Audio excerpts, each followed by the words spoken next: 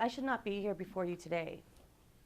And if I had listened to the advice that countless people throughout my life have given me, there's absolutely no way that I would be. You see, I've always had big goals, big dreams, and big ambitions. And every time I would run up to someone just full of joy and excitement, ready to burst, and share these things, all too often I've been met with, don't you think that you should be a little bit more realistic? As well-meaning as they may have intended to be, what they were telling me was that those dreams and those goals, they didn't believe that I could accomplish them. They didn't believe that I could do them. They didn't believe in me. Ever since I was a little girl, I've always dreamed about being married and having my white picket fence and living happily ever after. And when I would go out on dates with people, I would come back and tell my friends about it, and they would all, there just wasn't something. There was something that wasn't right, and they would always tell me, I'd be like, oh, maybe you're being a little too picky. Maybe you need to lower your standards. But to me, it didn't feel that it was right, because see, I believe in fairy tales, and I believe in love at first sight and soulmates, and and I couldn't settle. I couldn't settle, and I couldn't lower my standards. In 2006, I moved to North Carolina, to a little small town in Jacksonville, and I started bartending at the Marina Cafe.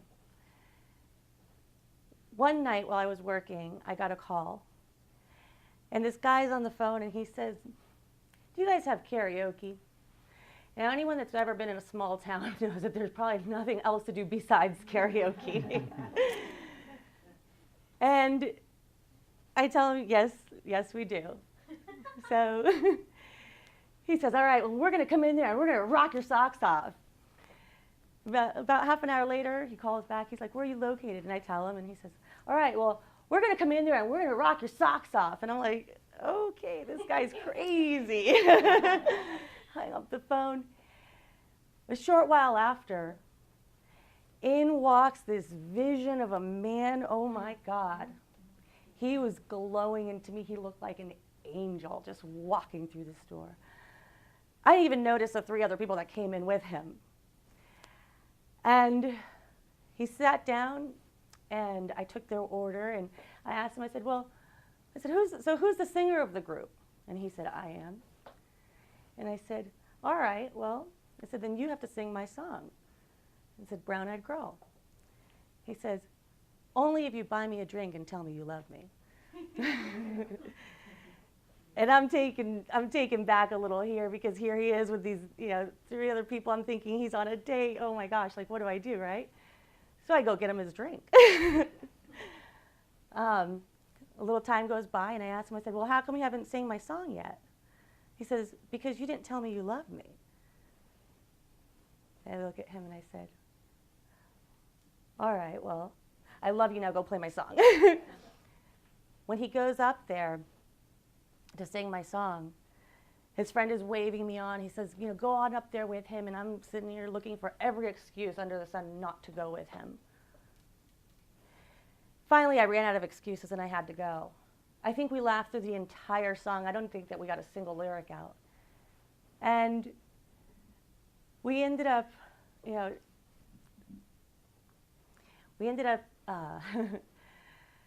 soon as the song was over, I went back to my bar and tried to stay away, because I knew that this was trouble. I already knew this was trouble. So he comes to me before he leaves, and he says, you want my number, don't you? And I just look up at him and I said, I don't even know your last name. So he tells me, he says, my name is R.J. Rady. And I gave him my number. The next day he called. We spent all night together talking about everything and nothing at all. And by the time that day was over, we decided that we were going to get married.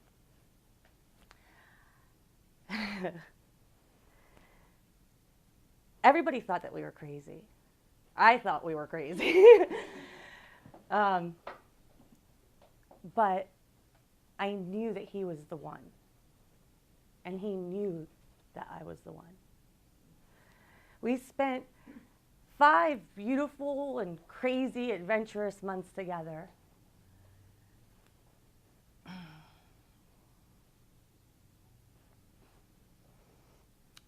And then I got that call.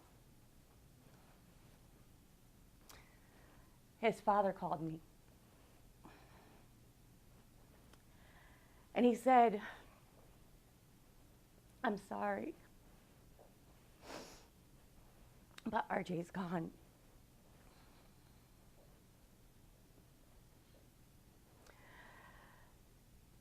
At that moment, I felt like I was outside of myself.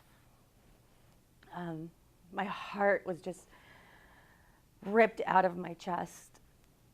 I wanted to die.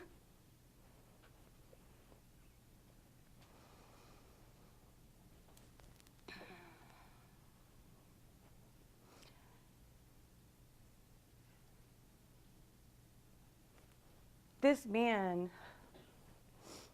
man was everything that I dreamed that he would be.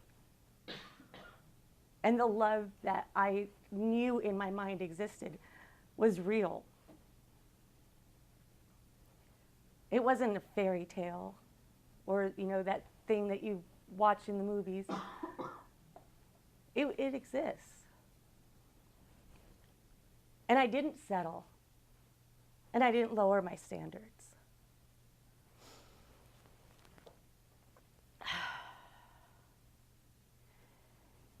His death, as much as it killed me, gave me life. You see, I had to believe in myself. I had to create my own reality. And I did.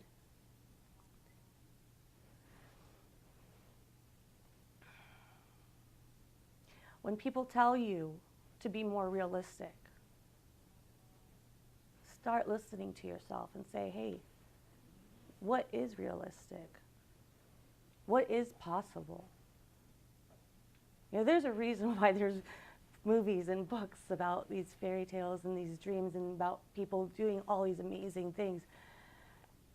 And they had people tell them to be more realistic, and they didn't listen to them. You have to listen to what your version of reality is. And you have to believe that of what is possible. You can create your own reality.